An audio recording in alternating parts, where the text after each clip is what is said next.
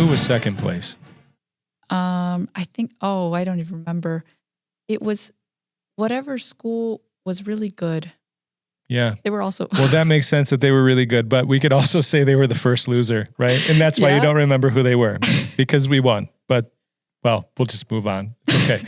All right, welcome back to another one of our, I don't know what I'm calling this, CommsClubCast episodes, where we sit down with some of our clubs and activities and sports, and we just have a conversation.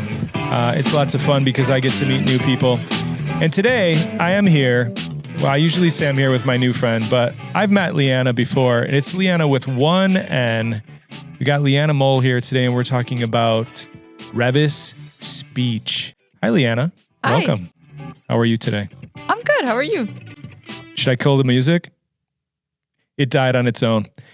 You see, that's just good comedic timing right there. All right, so we're going to talk a little bit about Speech Club and competitive speech and some of the things that go into that and what we're looking forward to this season. So let's start with this. When does speech season actually kick off? Our first competition is November 15th, and it's nice because it's the competition that Revis hosts. But we start practicing, I want to say like October-ish. So you've already been working on some stuff. Doesn't it kind of overlap with drama? Don't we have a lot of crossover between the drama people that are in the musical and then the speech people? Is that true? Or am I making up rumors? Oh, there's a lot of crossover, not just with the time of the season, but also with the people. Almost everyone in speech is in drama, and almost everyone in drama is in speech. It's all the same people. It's kind of like hand in hand. The two of them are a nice pairing, like peanut butter and jelly. Oh, yeah. I guess that would be a famous pairing. What types of competitions do you guys participate in with the competitive speech season? Competitions, there's usually competitions every Saturday, starting November 15th at Revis. We have one conference competition in December, I'm pretty sure. And February, there's regionals and sectionals and state. So that's a pretty long season. You're going from November-ish through February, so that would be probably the equivalent of a winter sport. That's probably pretty accurate. And then what types of speeches are we talking about here? What are the different events that you participate in? There's 14 different events, and it's really a wide variety, which makes it nice because anyone can do anything. There's acting events, like HI and DI, which are humorous interpretation and dramatic interpretation. And then there's also acting events that you can do with a partner, like HDA and DDA, which is, humorous duet acting and dramatic duet acting. There's also, prose and poetry. There's declamation, which is kind of like a TED Talk in a way. And then there's different writing events, like special occasion speaking, informative speaking, and original oratory. It's usually about like a social issue. SOS is a little funnier. There's always some jokes in there. And then informative speaking is, there's always got to be some jokes, but it's usually just to inform. And then there's also some limited prep events and stuff like that, like radio, impromptu, and extemp. And which ones do you participate in? I participate in radio and informative speaking. Okay, so as far as a speech program goes, can a speech team decide what they want to do, what they don't want to do, depending on who they have? Like if you're able to choose like, we're going to participate in this event and not that event, or do you have to do all 14 events as a team? You don't have to, but the Revis speech team is so huge that we have the opportunity to put multiple kids in every event. Do you find that it's mostly the people that are in the speech team picking those things, or do you find that it's more the speech coaches who are kind of saying, okay, I know who you are as a speaker, and I think you would be great in this or that? How does that usually work? Other schools are a little different. Like a lot of other schools let the students pick the events. But Mr. B knows what he's doing. So when kids audition or, after he gets to know them, he'll place them in an event and then they usually do well. Well, that makes sense. So that's good. You can kind of almost, he's able to create his own lineup based on the players that he sees that he has on his team, that's pretty cool. you were state champions last year. The speech team was a state championship team, which was the first time in a long time or first time in Revis history that we won a state championship in speech. It was the first time in Revis history that we've ever won state as a team. We've had a lot of individual state champs, but we've never won as a team, which was pretty cool. That's awesome. And how does that work with the, you get a certain number of points for your individual events, and then the cumulative highest score is the team winner of the event? Is that how that works? Yeah. So every event that placed into a final round, those are the people who scored points for the team. So we had enough people as a team make it into the final round and score high enough in order to make us state champs. And who was second place? I think, I don't even remember. It was whatever school was really good. Yeah. They were also... Well, that makes sense that they were really good, but we could also say they were the first loser, right? And that's why you don't remember who they were, because we won. But, well, we'll just move on. It's okay. All right, so where do we go from now? If we won a state championship last year, what are you guys excited about, or what keeps you kind of motivated going into this season? Is it let's try to repeat this thing, or is that not really enter into your minds when you're getting ready for the season? I mean, I think repeating a state championship is definitely on our minds.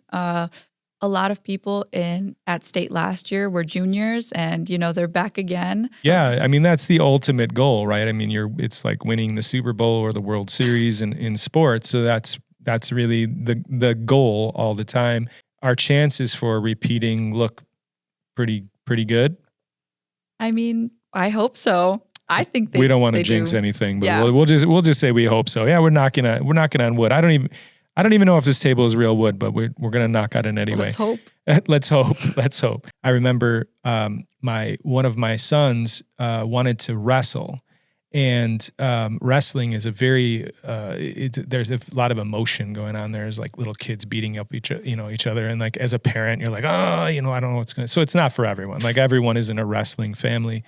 So he did that for a little while because some of his friends did it, and I think it didn't work out. He was really little. And we ended up putting him in a judo class, and judo at like a Park District judo. And judo is kind of like wrestling, sort of, but kind of like a little bit lighter. They call it playing judo when you're doing it.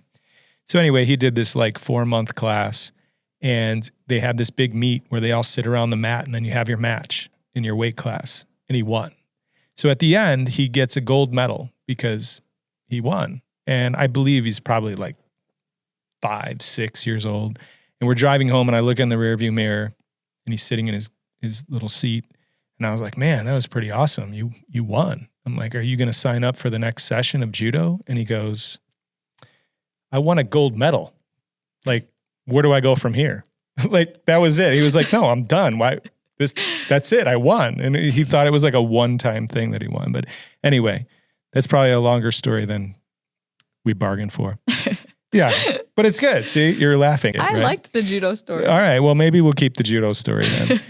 The performing part of delivering a speech, or the preparation, writing part of speech, which one do you think is most difficult or time-consuming, or does that vary from person to person? What would you say to that? I mean, I think for everyone, the most, I don't want to say annoying, but the most it's just the part of speech that drags is writing speeches and memorizing them. It's like the longest part of the season because everybody's trying to get their stuff written, and that's when you see all the kids in the hallway talking to themselves, and it drags, but it's fun. So it's the prep part and the getting everything prepared. And then so the delivery is kind of like the game. So you got all this training and all of these practices leading up to the game, and you go and you compete in the game. And if you're prepared and you've done the work, then that's your time to kind of, would you say that you almost enjoy that part of it? Like, it's almost like, this is what I've worked up to, and this is my chance to really shine? Or do you believe there's a lot of nerves and things that go into that when you're finally delivering the material, the product? I mean, I think there definitely is a lot of nerves, especially at more competitive competitions like conference or regionals or sectionals or state. But one thing that helps me is, joking around with coaches or with friends or with anyone. Like, it just helps me calm down, and I feel calm before a round, and I usually do well when I'm calm. That's good. And how many people are you speaking to, or does it depend on what round it is in the competition? Are you generally just delivering this to a panel of 2 or 3 people? Or are we talking about beating up in front of an entire audience and doing a speech? Every competition is a little different. So, like, I've had competitions where I've performed to 2 people in a classroom, or at state, it can be up to 30. Okay. And which one would you say that you prefer? Working in front of a larger audience, or would you prefer that more in front of a couple people? I sort of like performing in front of less people because it makes it a little more fun. It's like if you make jokes, you see them laughing and you can see them enjoying it, and you can really only focus on them. So it's kind of fun. Yes, you're able to connect with those people. But I was just kind of comparing that to if anyone has ever done like a performance, like a comedic performance or something. Like, you have this really small room and it's like one person's kind of like, I don't know, like, to try to feed off of that energy, I think that would be a challenge. But what you're saying, I think, makes sense, because you can truly connect to the couple people that are there, and you're literally talking to them, and you're not just kind of spraying it out into the room, and hopefully something good happens. So that makes a lot of sense. What do you have for tips for new speakers, people that are interested in joining the speech club? The biggest piece of advice is to fake your confidence. Even if you're not truly confident, if you just slap a smile on your face and you have good posture, people will think you're confident, and it'll likely give you a better score. I think that's good advice for pretty much anything you can do in life, right? You just walk into a room and you just fake it until you make it, right? Mm-hmm. I'm glad we had this talk. I learned a lot about speech today, and we'll see everybody in the next episode of... Wait, why don't you tell us what we're going to call this? This is your chance. The SpeechPod. Oh, this one's going to be called the SpeechPod. I think I might have to set up an extra little playlist there that just says the Revish SpeechPod. So maybe we'll come back and do some more speech talks later in the year. All right. Well, thank you again for being here. It was a pleasure. Thank you. Bye. I don't look a day over 10. Nuh-uh. All right. Inside joke.